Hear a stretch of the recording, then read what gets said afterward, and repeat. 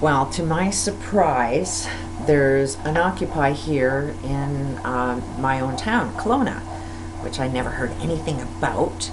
Um, and I didn't really think that we would even have that here because in this particular area there's extreme wealth and extreme poverty. Um, there is a homeless problem, there is a poverty problem in this area. The people that are wealthy got wealthy off of slave labor.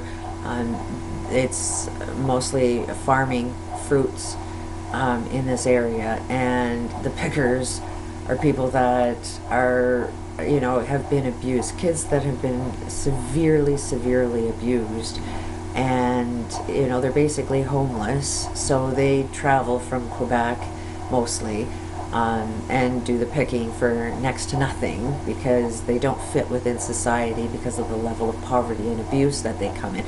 We're looked at, as Russell Simmons liked to call them, what does he call them? I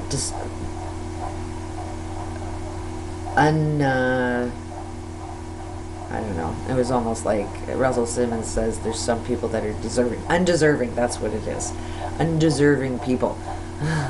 So the wealthy make a lot of money here off of the undeserving, which I'd like to know who is undeserving on this planet. Every single one of us are entitled.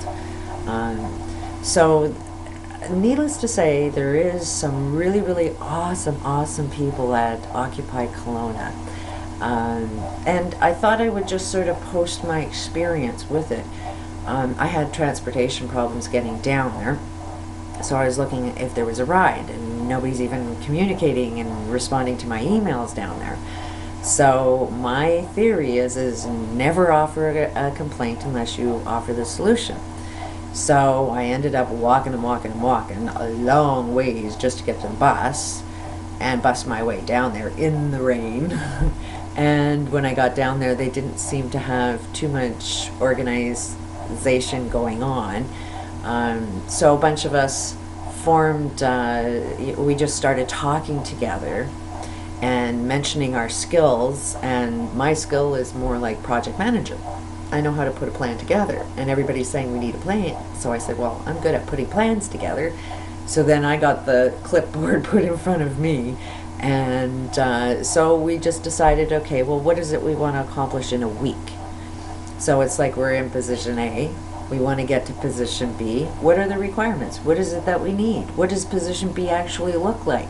So this is what I'm just trying to offer, that start one up in your own town, and how you organize it is just start off small. See what you want to accomplish in a week. Form your consensus. For me, I am really against this democracy because that means you are 51% winners, 49% losers. So I'm suggesting I want 100%. I want everybody to be the winner. I have all sides of this. And in the group that I'm in, everybody was in agreement to that so far. So we are not running a democracy from what I'm seeing so far in Occupy Kelowna. We're creating something completely different, and it looks like 100% agreement. That's never been tried before. I'm meeting a lot of people that are saying that can't be done, and yet it's done. We had total agreement of everything that we're doing. If somebody was disagreeing, then we're developing a process that we can explore. Why is it you disagree? Because that's what's happening with society is, we all live by these rules, but those rules will start to hurt somebody. And it'll start with just one person, and then two, and then three, and then it gets into the 99% are hurting of the 1%. So we do have to encourage people that are in disagreement, that we hear their voice, that we do try and gain some understanding, that we don't come at them as a group attacking them for their opinion. Or, like some people will voice their opinion and then bow down because they don't want to, make any waves. And it's like, no, you've got to be strong in your opinions. And the group has to recognize when we're not making it comfortable for you to have those opinions. So that's one of the things we talked about, and everybody seemed to be in agreement with that. We are definitely having problems with city council. We had bylaw officers come down. The one bylaw, big, huge, tough, scary guy showed up. And I mean, he literally said he didn't like people. And it's like, well, why are you a bylaw officer if you don't like people? And it was more, he was intimidated by the crowd. And we were all surrounding him, and he's like, who's behind me? I don't know who's behind me. Are they mad? So I can see where he's coming from, and I can see that his level of fear was sort of justified. If I was in his position, I'd be the same thing.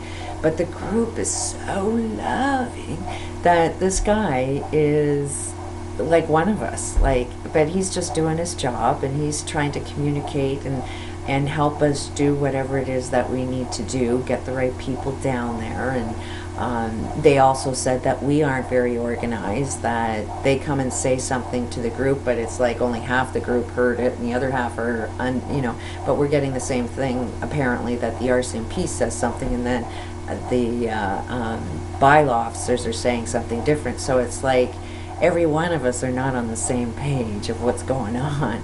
So that's some of the things that we were discussing, is organizing ourselves, sort of have a liaison, so they have one person they talk to, and the group all has to be able, we'll have meetings, and the liaison will share what he's doing and how he's representing. I gotta say that people that are communicating with these people are top rate. I could never do it. I know it needs to be done, but it doesn't mean I'm good at what it is I say needs to be done. So I'm like so thankful that there are other people that are better at me than communicating when it needs to be done. So we ended up basically just looking at what are our needs. What is it that we really, really need within the first week? So we ended up finding that we need different committees. So we came out with a whole long list of different committees that people have to sign up for. One of them was communication, because we need publicity, we need signs, we need to answer emails, we need to use our social medias, we need to do a lot of things in our communication. So that needs to form a group, and they need to formulate their plan, come to the main meetings, say this is what we've been doing, and the group says this is what we need you to do, try and go and work on that. One of them is crazy idea committee, a food committee, a finance committee, a legal committee. So that's basically all we sort of did. Right now, I'm kind of thinking, okay, now we've got the list, but I don't think anybody else sort of knows how to get a job done within their community, their committees. So that's going to be another probably meeting of how to get it done. We'll have another committee that's going to put like an education committee, so that we're going to give classes to educate people on what's really going on, so we know how to move forward, what are the solutions, so it's really, really exciting. I've met some of the most amazing people when I was down there. I don't fit within society. I don't go outside my house because my views aren't the same as everybody else's views. But when I was there, I fit in. I did start talking. This is another thing that I'd sort of like to share so that you could know yourself, that when you go and speak, first of all, the thoughts is I'm not going to be accepted, I'm going to say something dumb, I'm going to, and it's like, I'll put that out the window. It's like, if you got a thought in your head that's bugging you, put it out into the world. Who cares if it's stupid, if it's dumb? At least you'll get it out of your head and worked out. So that's where I come from, is I don't care how dumb I look, as long as I'm able to, make an attempt to try and voice what's going on inside me. And, that way the group can get to know me and I can get to know them. So once you decide that you're going to speak up, then your knees are going to shake, your heart's going to pound. I even almost started crying. It gets really, really overwhelming when you start off. But I mean, start off with saying, I'm really, really nervous, I'll probably cry, I'll probably won't make too much sense, but it's your first time talking. And once you start talking and you start getting accepted by the group, because everybody's in the same boat. Nobody likes to talk. Nobody likes to voice their opinion. So when you do it, it's like, good for you for speaking up. You know, and then the next guy ends up having a voice and saying something. So that's what I recommend is join something, get something going in your own local area. We do need to make sustainable communities. So this movement being global means you got to fix your own community. You got to get out there. You got to make some changes. And I'm really, really happy to be involved in this. It feels like my new job. And it's not about, crashing the system and making everybody unemployed. I really, truly believe if things stay the same, we're going to have a depression within a year. But everything that's wrong means that there's an awful lot right. You know, we've got to stop doing everything that's wrong and get to work, employed, doing everything that's right. So it means that to avoid this depression coming, to avoid the major problems and challenges that we will not be able to fix if we don't do something now, means you have to get involved in your community and start making those changes and putting people to work, doing the right thing, not the wrong thing. So right now I see today is probably going to be a big day working on legal strategies for our town hall meeting, our town council meeting tomorrow, Monday. Because we definitely need to be able to put a tent up. The park is closed at 11. It's too hard to tear down, bring up, tear down. We need to have some form of structure. There is an awful lot of homeless people that, should be entitled to live in a tent. Not just, this protest, but all of the homeless should be entitled to shelter. So I'm going to hopefully make my suggestions on how to handle this town council, which in my opinion, I think you have to get them to agree to your protest. So you have to ask them questions. One of the things that I'm aware of is the genocide of Native Americans. I'm against that. Ask the city council, are you against genocide? More than likely they'll have to say yes, because they're going to be on video. Then you ask them, is the economy crashing?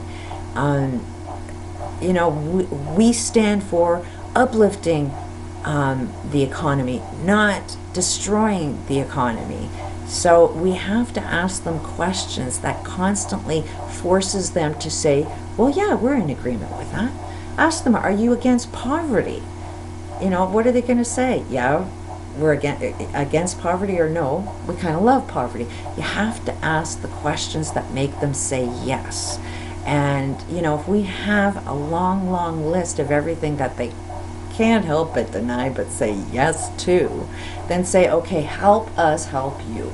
Because that's what we're doing, is we've left it in your hands to solve all of these problems. We've left it in the hands of the leaders.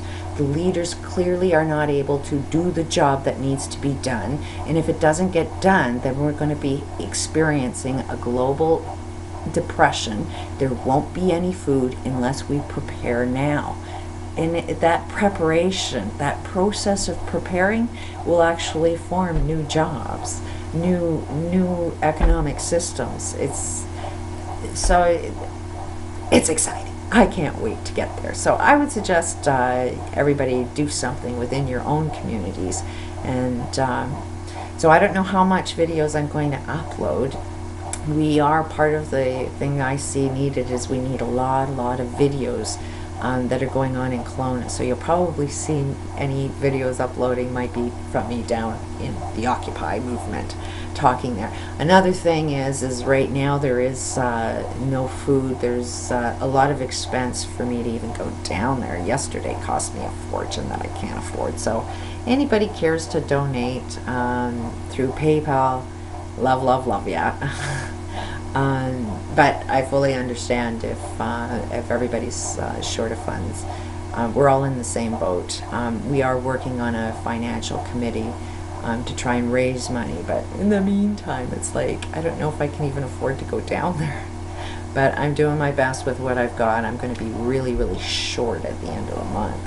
But you gotta invest your soul and trust in the opportunity will show up when it needs to. So, peace out. Love to you all.